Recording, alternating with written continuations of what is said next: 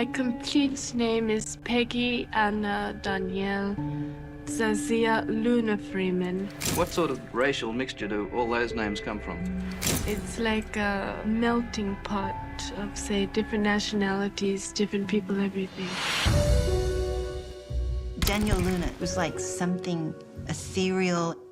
If she walked into this room, the whole place would just float. I think some people thought that she was from another planet. She did not look like any human being I had ever seen or met. They always said to her, "Where are you from?" And she'd always say, "My name is Luna. I'm from the moon."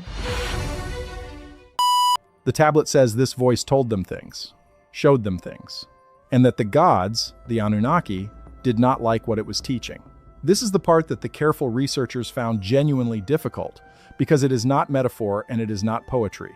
The scribe is describing a signal, a frequency, something the Earth itself was broadcasting, and the human beings of that distant age were antennas for it. They could receive it, and whatever it carried, the gods wanted it stopped. The third passage is short and it is brutal. It says the Anunnaki held a council. Enlil, the lord of Nippur, the same Enlil whose house the whole city was built around, argued that the humans were becoming too aware, that the voice was making them remember something they were never meant to keep. The tablet uses a word that translators usually render as the great forgetting. Enlil wanted the great forgetting made permanent. And the way to do that was not to kill the voice, because the voice could not be killed. The way to do it was to build a wall between the voice and the ones who could hear it. That wall is the moon. Read that again. Not a metaphor for a wall, not a poetic flourish. The moon, the actual object hanging in the sky tonight.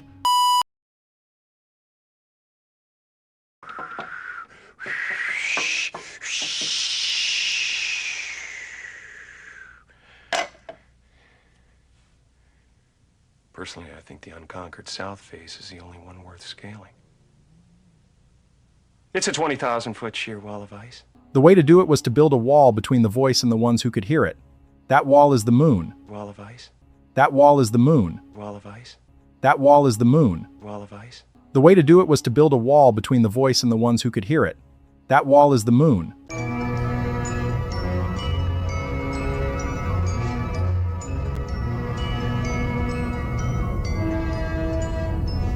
Captain's log, stardate 4768.3. The Enterprise is in orbit above a planet whose surface our sensors tell us is devoid of all life. A world destroyed and dead for at least 500,000 years. Yet from it comes a voice. The way to do it was to build a wall between the voice and the ones who could hear it. That wall is the moon. Yet from it comes a voice, the energy of pure thought, telling us something has survived here for those thousands of centuries.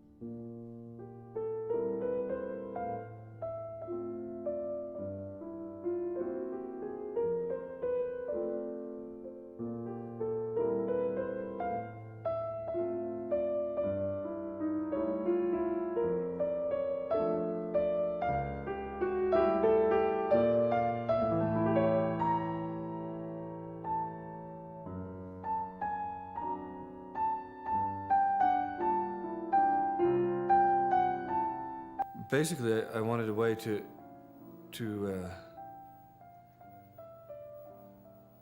I think to have a way of structuring reality using light so that it wasn't so much the form of what kind of held it as it was what was in it. And so I started using very neutral shapes in the same way that if you put an elliptical painting on the wall, it becomes kind of a shaped canvas and has sculptural qualities. So I wanted a way that it didn't seem like so much sculpture, but as some way to actually approach space that was malleable, that actually could work in terms of how you approached it, how you saw it, its dimensionality, in a way that actually was able to make light inhabit space. This is not directly analogous to sound, but there is a light color tone that actually has a best fit in a space of a particular volume. And when you find that, you can really have a situation where light really inhabits the space rather as a situation where it exists on the walls.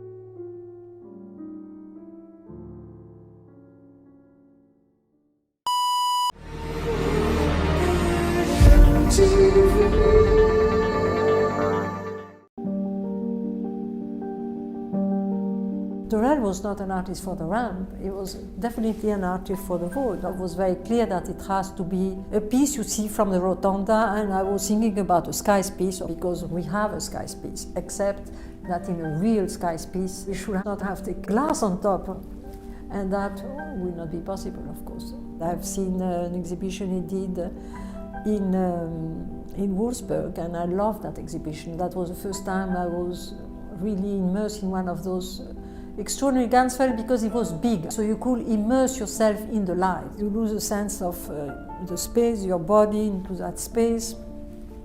And I saw that mixture of skylight and Gansfeld was what will be perhaps possible in the Guggenheim.